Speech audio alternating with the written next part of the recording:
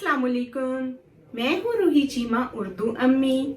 मैं आप सबको अपने चैनल में खुश आमदीद, वेलकम, जी आयानु कहती हूँ। उम्मीद है आप सब ठीक होंगे।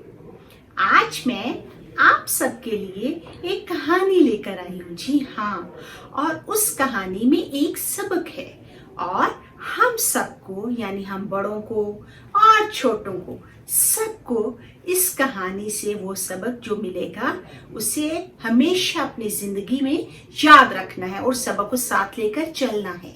ठीक है, तो पहले हम कहानी सुन लें ताकि हमें पता चल सके कि इस कहानी में क्या सबक है। और हाँ, एक बात और मैं आपसे कह दूं कि टीचर्स के लिए और पेरेंट्स के लिए, ठीक है, कुछ सवालात हैं जो इस कहानी के आखिर में मैंने दिए हुए हैं। कहानी आप खुद से लिख लीजिए और उन सवालात को आप बच्चों से घर में हल करवाइए। यकीनन उनकी तफहीम जो है उससे बेहतर करने में ये सवालात बहुत मुआवन साबित होंगे। तो चलें जी, शुरू करते हैं हम अपनी कहानी। ये कहानी एक ऊंट, किसान और एक कुम्हार के बारे में है और इस कहानी का नाम है ऊंट किस करवट बैठेगा। किसी गांव में कुम्हार और किसान की आपस में बहुत गहरी दोस्ती थी। किसान की फसल तैयार हो गई और कुम्हार के घड़े भी तैयार थे।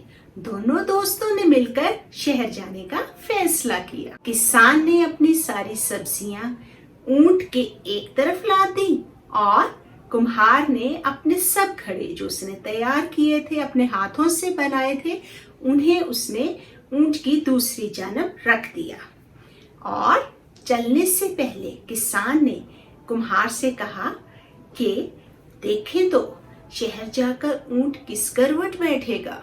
दोस्त बातें करते हुए शहर की तरफ पैदल चल पड़े। थोड़ी देर बाद किसान ने मुड़कर देखा तो ऊंट जो था वो अपनी लंबी गर्दन की वजह से उसे मोड़कर पीछे उसकी सब्जी खा रहा था। ऊंट के मुंह में एक शलजम था।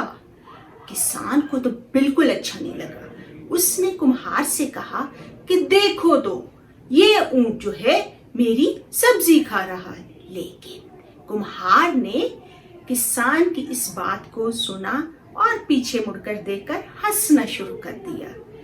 किसान को बहुत गुस्सा आया कि मेरा दोस्त जो है मेरी इस बात को बिल्कुल भी, मेरी बात की परवाह ही नहीं कर रहा।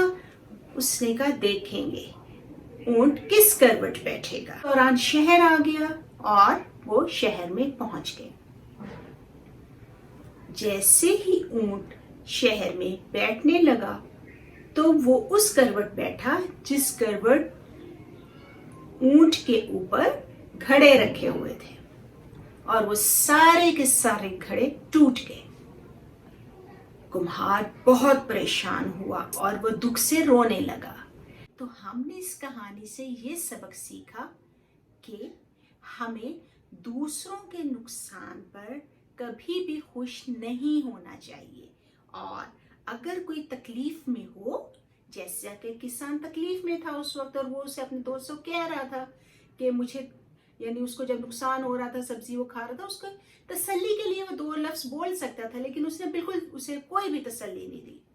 तो हमें जब कोई तकलीफ में होगा तो हमें उसे तसल्ली के लिए चंद अल्फाज बोलने चाहिए। ये सवालात आपके सामने हाजिर हैं, इनकी मदद से आप तफहीम कीजिए ताकि बच्चों की जो तफहीम की मश्क है वो बेहतर हो सके। अगर आपको ये वीडियो अच्छी लगी हो तो इसे लाइक करना मत भूलिएगा। अगर अभी तक आपने मेरा चैनल सब्सक्राइब नहीं किया तो इसे कर दीजिए। हमारी मुलाकात इंशाल्लाह अगली वीडियो के साथ होगी। अपना बहुत ख्याल रखिएगा।